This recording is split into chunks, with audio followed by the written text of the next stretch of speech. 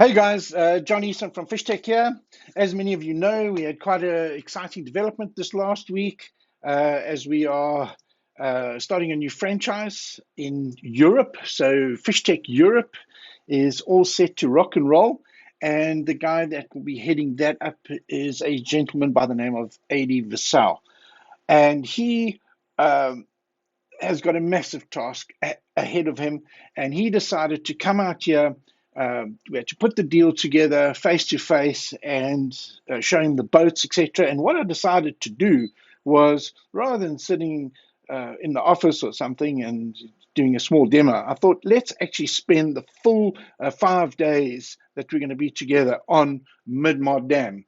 It's a beautiful dam, obviously. It's a nice time of the year, not too hot, not too cold. So everything sort of worked out. So what we decided to do um, is we decided to actually use the boats and actually uh, do some mapping, which just was common sense.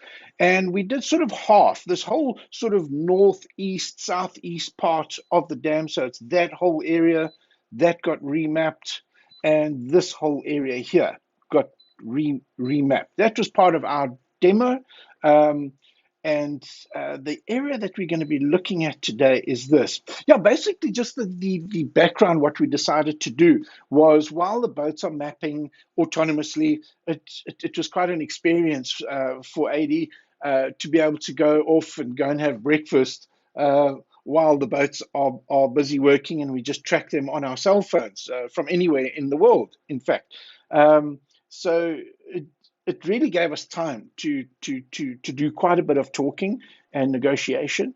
And yeah, and here's the results. And the nice thing is, for you guys that have got the Midmar chart, this is going to be an update. It'll be the 2023 update. So you're going to have these two options here. It's going to be the Northeast, Ultra HF Northeast, and Ultra HF Southeast.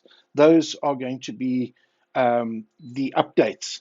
And those of you who have bought a chart within the last 12 months, this will be update, except for the courier, of course. Yeah, it's actually come out really, really nice. Some interesting things. It's always nice to see the difference, the way I progressed with regard to how I was collecting the Ultra HF data and the mosaics. But I think this one is by far one of the nicest ones for Midmar that we've had. So yeah, guys, give Colleen a shout if you want to get this free update. If you don't have a free subscription, you can either buy a new chart, which comes with a free 12-month subscription, and you get all your charts updated if they need updating, or you want to update or change out your SD card, whatever. There's a small fee for that. Alternatively, if you don't need a new chart, you can buy a 12-month subscription from us for R1,000 and have the same service for all your fish tech charts. So anyway, what we decided was, on the final day, 80, it was to pick a couple of spots, and I was to pick a couple of spots, and we were going to hit the water and go fish. And I'd just like to make a note, thank Gareth John from Howick area. We needed a spinning rod with the left hand, like they do in the States. And he was and I'd only brought bait casters. And obviously they're right-handed. So Gareth John, thank you so much for loaning me those two rods. I really do appreciate it, and so does AD. Yeah, and then we hit the water, and I just thought, sort of coming out of summer, it's not hot, it's not cold. I was a little bit reluctant to go anything deeper than sort of 12 feet. And I spotted this when I was busy building the chart. I thought, this is a nice little isolated grass clump in the middle of nowhere here, because there's no other grass around there. So we went and we hit that, and yeah, I just had one tiny little bite there. There was nothing too exciting. So we moved on. It was then 80's turn to pick a spot, and he picked this spot here. This is like a little rock wall of sorts. It's quite long from west to east. It's about 22 meters, so it's quite long. That was our anchor spot there. We fished that for a while. nothing too exciting. Nothing really happened there. But keep in mind, it was a really good call, and I felt it was a good call. I felt the depth was right, very interesting structure, cover rather. So yeah, and we fished a couple of things around it that we saw uh, quite interesting. And no, nothing really happened there. So it was my turn again, and I said, "Come, let's go all the way down here." I saw a nice clump of grass down here when I was busy building the chart, and I thought, okay, that's going to be in my depth range again, where I'll be comfortable. We were just fishing with plastic. And guys, keep in mind, 80, um, he, fishing that sort of European series and tours and whatnot, he concentrates on zander and fish like that. He has never fished for bass in his life. So bass is completely foreign to him, but being a really good fisherman, he obviously has fishing sense. So he just applied his fishing sense. A fish is a fish. Let's go. And then it was his turn, and I saw him on the charts for quite some time. He thought, no, let me take my time here. And we sort of worked our way back up a little bit north here. And he zoomed in on this spot and he said, right, John, that's my second spot. And I looked at it and immediately I went, 36 feet? Ish, that's a bit deep, especially for this time of year. So I said, great, let's go off there. And we drove over there. And because it was so deep, I felt we could quite comfortably drive over it. And this is what we saw on the 2D sonar. Let's go there. Put it in this folder here. 80 spot number 2. And as we drove over it, I just took a photograph. I didn't take a screenshot. I just took my camera, my iPhone, and I just took a quick snap of it. And there it was, those rocks in 36 feet of water. And we saw these 3 small, relatively weak arches. So we knew they weren't big fish. But I said to Adi, the way they're sitting there, this has to be bass. It's deep, especially for this time of the year. But let's go and give it a bash. And that we did. And guys, we caught 2 of those 3 fish. Well, let me rephrase that. I think 80 caught 2 of the 3 fish. They were not very big, but they were keepers.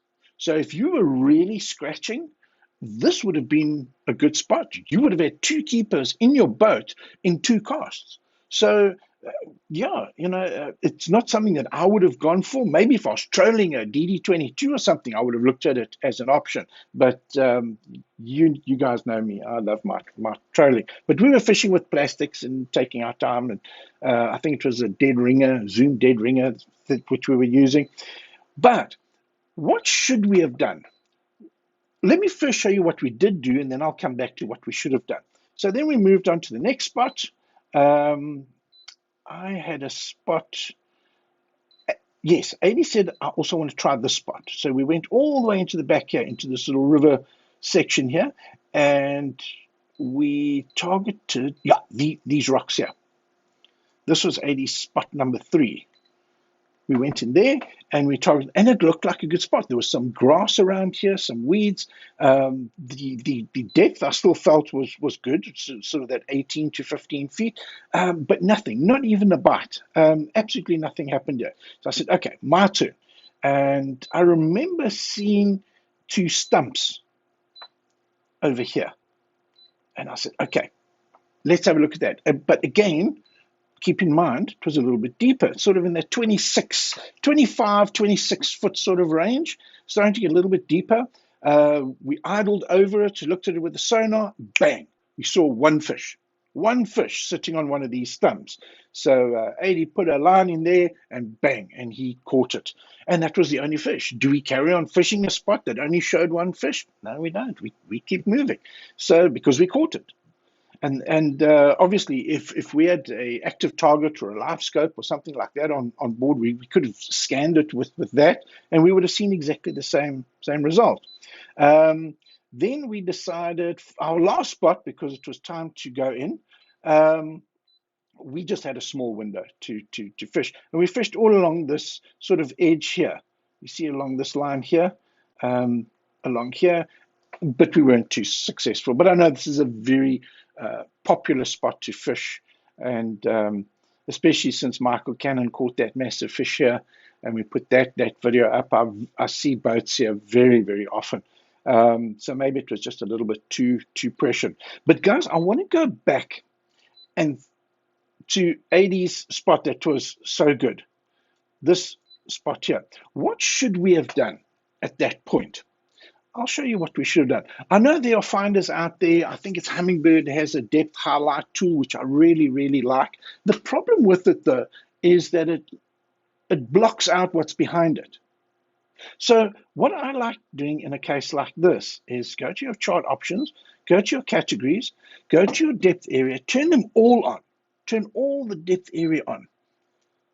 But just that range from 33 to 39, just to be safe, we're going to turn that off. Now, can you see what it's done?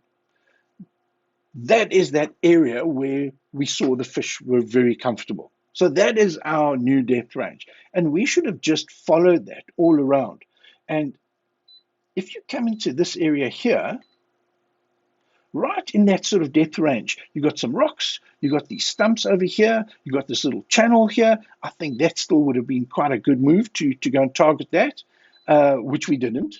And that's what we should have gone to next. There's the old bridge there from that road that used to come from Thurlow to special events, with a little causeway type a bridge there.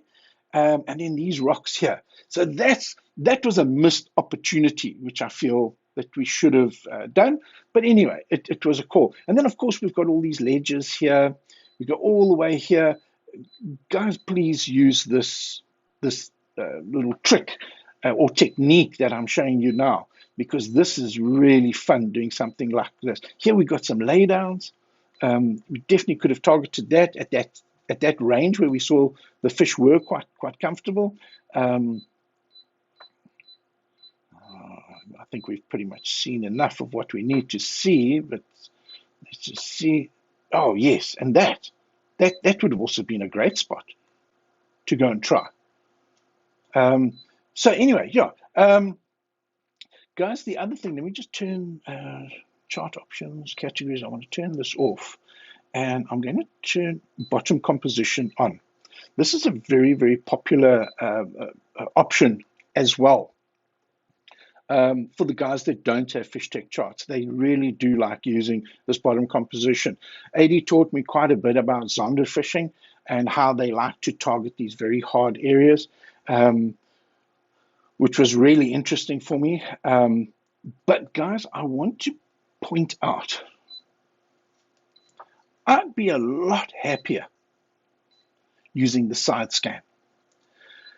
You can, at a glance, without sort of working out colors, like trying to work out in your mind, okay, now what's hard and what's soft? What does this color mean? What does that color mean?